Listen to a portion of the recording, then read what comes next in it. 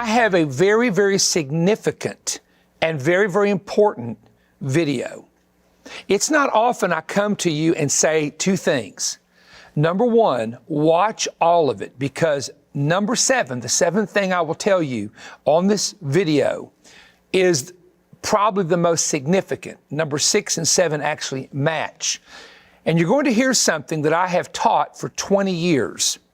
As a matter of fact, when Hillary Clinton announced that she was going to run for president, I was sharing with people about the vision from 1933, asking the question, could she be the person to fulfill it? Well, she wasn't, obviously. But now, with Harris in as the vice president, then I see a great possibility of this being fulfilled. And what is odd, even the secular media has discussed this. Now, let me backtrack to the original story and the original vision. Many years ago, there was a man who was very well known that had a tremendous ministry and a tremendous gift that God had given him. I never met him personally. I do know, however, the man who's in his 80s that lives in our town that was his organ player for his crusades and evangelistic meetings. I have met numerous pastors who experienced this man's ministry and said it was the most amazing thing that they ever saw. For those who knew him personally, they loved him and they knew he was an absolute man of God who never missed his words of wisdom, words of knowledge, prophecies, or if he said he had a vision. And let me reiterate this. Those who knew him say he never missed it, ever. Now, is that possible? It's possible through fasting and praying and seeking God, yes, to train your spirit to hear that way. But this was a gift from God. In the 1940s and 50s and very early 60s, he had some of the most remarkable answers to prayer. He would actually pray with people on a platform, and you would see God heal the person, touch the person, deliver the person. And I don't have time to tell all the stories, but in June of 1959, he came to preach at a church here in Cleveland, Tennessee, and an angel of the Lord came to him and said, Cleveland, Tennessee will be the hub of the final end-time revival. And we've talked about that for many years here in Cleveland, and we won't go into that. Again, that's another separate message. He was a young man in his 20s in 1933 and had rented an auditorium to preach an evangelistic revival. He had just bought a 1933 Ford automobile and was preparing to go to the service. And when he sat in his car, he went into a complete vision. I mean, right in front of him, he saw this begin to happen. This is similar to what the Bible calls in the Old Testament, where Peter went into a trance in the book of Acts there, where God was informing him about Cornelius. He, after coming out of the trance and this 7-part vision, he wrote it down on a yellow piece of paper and put it in his Bible with the heading, I saw the end time coming. And so this is where we get into the story. I'm going to not get into the 4 things that have already happened. They were, he was told in 1933 there will be 3 great isms, communism, fascism, and Nazism. And of course that has happened. There will be one ism at the end, and I think that's globalism. That's my personal opinion. He didn't say that, but that's my opinion. He predicted 4 events involving Roosevelt, Germany, Hitler, and they all happened. And he also predicted a world war was coming, that Mussolini would rise to power in Italy and invade Africa, which happened. Now, the information that I'm giving to you, I have a collection of books. I have every book from the evangelist of 1948 to about 1955, and I don't want to name them, that came out of the great revival. They called it the healing revival, that my father actually was converted to the Lord and called to preach during that time frame as well. And so this information came from reel-to-reel tapes where in the 50s and 60s, this minister named William Branham would speak and he would begin to talk about this. Now, I have a very small booklet that has all the information in it. So I went to that booklet, again from reel-to-reel tapes, to give you the information. When he got into the 5th, 6th, and 7th vision, here is what he saw. He saw what cars would look like. In 1933, he saw what cars would look like prior to the return of the Lord. Now these are quotes. Just before that time comes, the final ism, automobiles will look like an egg. Now they were all of them were long rectangles back then and were for many years. That's the way they will be just before the rapture. So I'm going to show you some pictures of automobiles that are in the shape of eggs, and these little, it almost looks like a huge egg that you stand in and you move around in. And you can use this on sidewalks, moving from one corporate building to the other, etc. But automobiles are in that shape. And here's the second thing he saw in automobiles, quote, "It will come to pass that cars will not be run by a steering wheel. It will be something another to run them." Now, I'm quoting him. His grammar was very poor, but I'm quoting him as, I'm not misquoting or trying to be improper in my English grammar. This is how he spoke. He's very, very simple man. "It will be something else that'll run them and I put in here, remote control. You can't hit another car because it's remote." This was 1933, before any of this stuff was developed, which was many, many years later. Here's another quote from a reel-to-reel message that I have in print. "I saw a family driving an automobile that was glass-topped," didn't exist back then, "and didn't have a steering wheel. It was controlled by some sort of radar or something." He didn't even know how it was controlled. "They were playing games while it drove itself." Now, folks, listen to me. We're here. So that's what makes me believe that now what he saw with a woman becoming president could happen in the next few years with Kamala Harris, moving from vice president to president. But I want to show you the end result of what he saw when this happens. Now, he's preaching in the 1950s, telling people this. He repeated it about 4 times in major meetings. "America will become ruled by a woman." These are the quotes. Here's a quote from Teaching on Moses, May 13, 1956. "A woman will take the place of a president or of something great and high power in America." Here's a third quote. "I predict before the coming of the Lord, a woman shall arise to be the leader.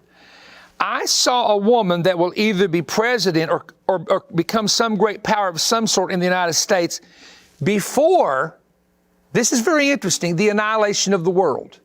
In other words, this is how I take this. This would be a sign that somewhere in the future, something is going to happen that's going to bring annihilation to the world. And we'll talk about that in a moment. Let me go back to a story. I was going to preach a message in Huntington, West Virginia at one of my big conferences called, "Will America Have a Woman President?" And I received a visit from someone who was a former worker in the White House with direct connections to Bill and Hillary Clinton. This person had been there during what was called the Y2K turnover with the computers and was helping with that project. She heard Hillary talk about becoming a senator in New York. She heard Hillary talk about, this is before they left the White House, the Clintons left the White House, of course, and how she wanted to be the first woman president. Well, she was interested in hearing what I was going to say, and I used these predictions to say, could it be? You see, when you don't have a clear word, and I don't have a clear word if it's Harris, I really don't. But my point is that the opportunity could be there because of Biden's health. He could get sick. I don't know. My point of even saying that is those are possibilities. And even the secular media has said he will stay in for a certain period of time. He'll step down. He's even talked about it, that if he couldn't do it, he'd just step down, say he was sick. And so she then would become president. So would she, if she became president, be the person that this man who was and if I can use this, there are people that have a prophetic gift, who did have a real prophetic gift, who knew how to operate it correctly. Now again, I know 25 people that I've talked to since I was 18 who knew him personally, who traveled with him. He had meetings in their churches when they were kids. And they say, phenomenal, unbelievable, to the point that people followed him. He was so much like Christ in his ministry that people began to build him up. And he told his best friend, God's going to take me because people are exalting me way too high. A man should never, ever be exalted like people are looking at me, like I'm Elijah or something like that. And the Lord allowed him, I'm not saying the Lord sent it, but he was taken in a car accident and could have lived on many years had not that happened. But that's what he said himself. He saw his own death coming and predicted it. Now, here's what I want to say.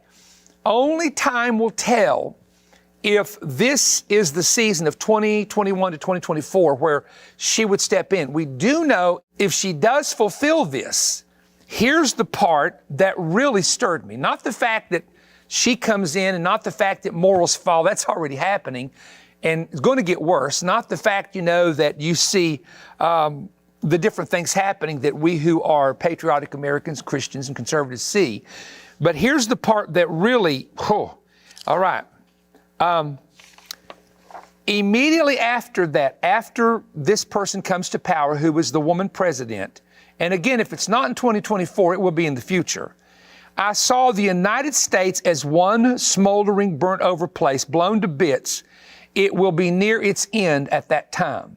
And I'm not going to read into that. I will give you one more quote. He said, I seen, and instead of saying I saw this, I seen what looked like just stumps burning, rocks blown out, and the whole United States just looked bare, like that, as far as I could see where I was standing. Now, let me suggest here, and I'm only suggesting, volcanic eruptions would do this, massive earthquakes would do this. As far as the burning part, gas pipes blowing things up, that's how in many areas that would happen. It also could be internal fighting, which I hope to God we never get to that, as far as violence and that people can agree to disagree or have protests, but not the violence, hope. And then, or it could actually be the invasion from another country, which is very, very possible. And my father would never want me to share this.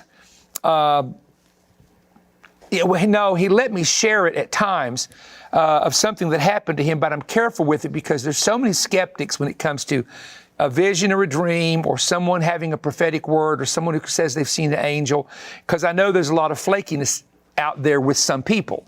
And so that's why I've never shared this, because he received a very visitation in Troutman, North Carolina years ago. And, maybe somewhere down the road, if I get a release, I'll talk about that.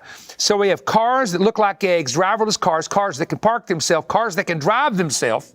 I have a vehicle that if you press a button, you can take your hands off the steering wheel and it just stays between the lines. It's really that type of technology has now come, is now here. And again, the destruction could be possible. Now, someone said, well, what do you think, looking at all of this, how do we know that's going to happen? You look at the reputation of the person saying it. Now, he was a controversial person because it wasn't, he believed that he came in the spirit of Elijah, not Elijah, but the spirit of Elijah with that anointing. And people cut him down and criticized him. People said he was a prophet, which he actually was, to be honest with you, with these gifts. People cut him down for that. He got into doctrine that some of the other Pentecostals totally disagreed with. They cut him down for that. And so, you have people who think one thing about him, people that think another thing about him. I'm talking about the man that saw this, but the fact is the proof is in the pudding. And everybody I've talked to said they've never sat under a ministry more powerful than that one. And let me just give you one story I can tell you, and then I'm going to conclude this in just a moment. In the auditorium in Chattanooga, Tennessee, a man named Larry Stevenson was a young man who went to a meeting with this man we're talking about, the minister. And they brought a man and put him in the balcony that had been in a car accident that was paralyzed from his waist down. This minister that had the vision in 1933 was in Chattanooga preaching and stopped preaching. And he said, just a minute, there's a man up in the balcony. You can't walk from your waist down. You were in a white automobile. You're a ball player. You were in the wreck. It's left you paralyzed. They said you'll never walk. If men will bring you down here and carry you to the platform, God's going to heal you. Chattanooga, Tennessee. And I had friends who are there. They're older ministers now. And two guys grabbed him and carried that man, down the steps all the way to that platform. And when that man reached his hand out and said, be healed in the name of Jesus, believe it or not, it happened. the power of God came to him, and he absolutely got 100% healed, and was a pastor right up the road from here, from Cleveland, Tennessee, up in the next town, until he died in his late 70s. And he was a young man, of course, back at that time. Now think about that. Well, I don't believe in all that. Well, I got news for you. It'll never happen to you. You'll never receive it. So don't worry about it. Don't worry about it if you don't believe in it. It'll never happen to you. So I grew up in a culture of faith and a culture of families that believe in God's ability to do these things. I do not know what else to say to you from that other than giving you the information, and I'm still detailing some other parts to this and adding to it. And I'm working on a project right now that deals with a lot that's going to happen the next 4 years, and I'm hoping to get it out to people in the next couple of months. We'll see what happens. I have to follow the direction of the Lord, and there are things that we restrain ourselves from saying on social media that we put in books, and that some of that is in that book, The Final Chapters, which is my latest prophetic book if you don't have it. So thank you for joining me. I do want you to share this. I think it's very important to share it. Time will tell who this person will be, but I will tell you, in all the times that I have known of this vision and in my lifetime of 61 years, that we now have probably the biggest possibility of having a woman president between now and 2024. And if not, possibly after that. The Lord knows, but He's already told people 1933 what would happen. And He's been so correct on everything else. I personally have no reason to doubt that He didn't hear from the Lord on all these things as well. Thank you for joining me. I want you to ask others to subscribe to the YouTube channel. I think our mini messages are very important right now and will be in the time to come. And please share them with others, and I appreciate your time. Watch the Manifest telecast. Sometimes we will have every Friday, we'll post our television program, which is 30 minutes long. Please watch it as well.